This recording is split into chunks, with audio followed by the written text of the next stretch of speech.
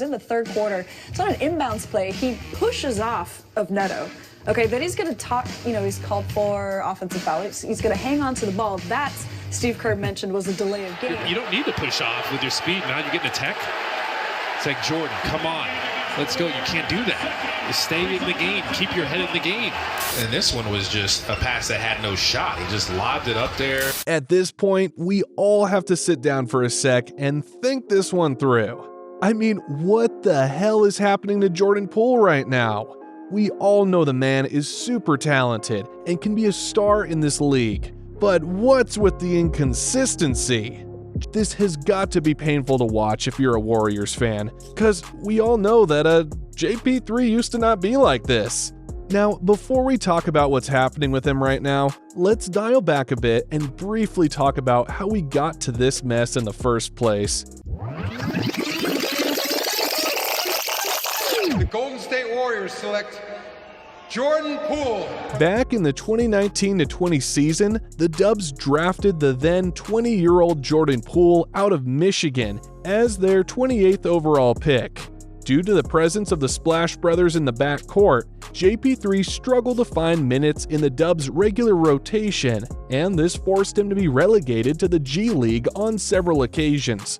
Though he had a hard time finding his footing in the first two seasons, JP3 just maximized whatever opportunity that was given to him. And eventually, he played well and became an honorary Splash Brother in lieu of Clay back when he was out dealing with his injuries.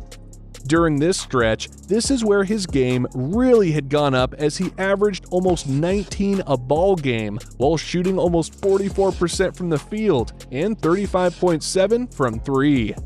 Now, when Clay got back into the fold, the Dubs put JP3 along with the Splash Brothers, and this offensive experiment paid dividends for them big time, especially in the postseason last year. As a matter of fact, JP3 was actually instrumental during the Dubs' championship run last season, as he averaged 17 a ball game while shooting almost 40% from the field. And because of his strong showing, the Dubs gave him the bag right before this season started, to the tune of a 4-year, $140 million contract extension, which would allow him to score $28 million and more by the time this contract starts to kick into effect next season. And now we have come to this. I don't know when exactly the downhill started for JP3, but after taking that bag of cash, his game just dropped significantly after that moment. I mean, although he's actually scoring better this season with 20 points a ball game, these are just empty calories, as they would say. Cause if you take a closer look at his shooting numbers, his field goal percentage went down, as did his 3-point percentage, as well as his free throw percentage.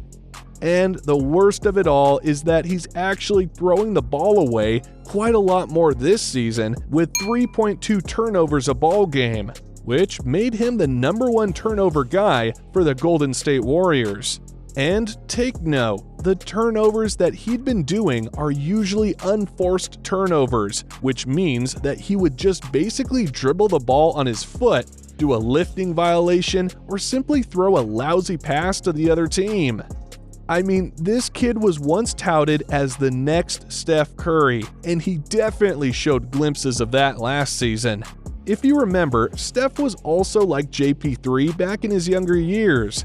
You know, his decision-making was questionable back then. His shot selection was pretty erratic, but as the years went on, Steph was able to fix all these things as he became one of the top stars in the league. Now, in the case of JP3, he was already getting to that borderline all-star level last year, but due to unknown reasons, JP3 is slowly slumping back to his old G League version this season. Obviously, we don't want that to happen to a talented player like JP3, and let's just hope that this is just a temporary setback for him. Anyways, in order for JP3 to get back to the elite level that he was playing at last year, he needs some big improvements in some areas of his game, starting with his consistency. I mean, this season, you would never know what kind of Jordan Poole you'll be getting on a particular night, cause he's just too unpredictable at times. Sometimes he'll explode for 30, then in the following game, he'll give you 18. Then, out of nowhere, he'll be gun-shy in the next game and just give you 2 points, like what he already did twice this season. Though there seems to be no problem at all when he's plugged in as a starter, as he currently averages almost 24.5 points a ball game in 42 games, JP3 needs to level up his game whenever he comes off the bench, which was his original role, cause he's just only averaging 14.5 points a ball game this season while shooting just 33% from 3.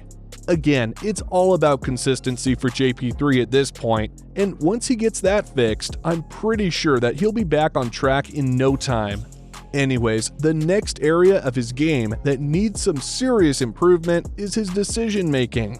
I mean, I get that he gets his confidence and swag through his electrifying razzle-dazzle plays, but sometimes JP3 has got to learn how to pace himself, hold the brakes, and just chill for a moment. Look here, you can see that there are already 2 black shirts covering him, but instead of passing the ball, JP3 still forced the issue and eventually he ran out of real estate, which led to an unforced turnover. Now, in this crucial situation, JP3 once again stepped up to the plate and bravely took the last shot. However, when it was time to put his foot on the gas, he suddenly pulled the brakes and just went soft. And to sum up this botched play, I'll just let Clay's reaction do the talking on this one.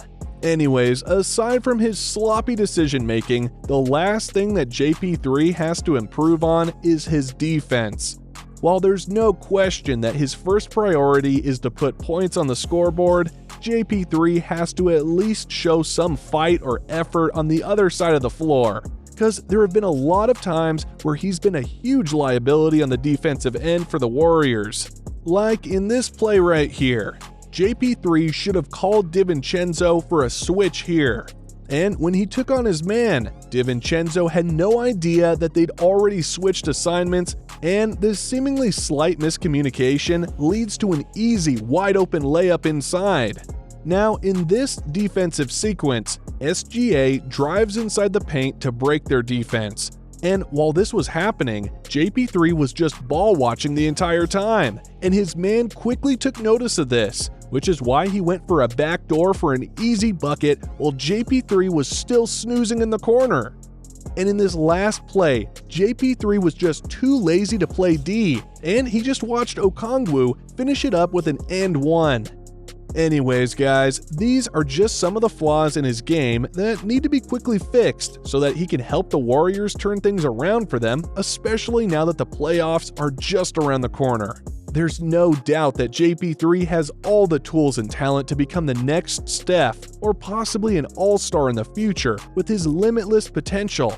And with that being said, I believe that he's going to overcome this slump that he's been going through right now. At just 23 years old, while playing in his 4th season in the league, JP3 has still plenty of time to rectify his mistakes and flaws, and with the help of the vets like Steph, Clay, and Draymond, as well as his entire Dubs organization, JP3 can surely weather this storm and bounce back even stronger than before.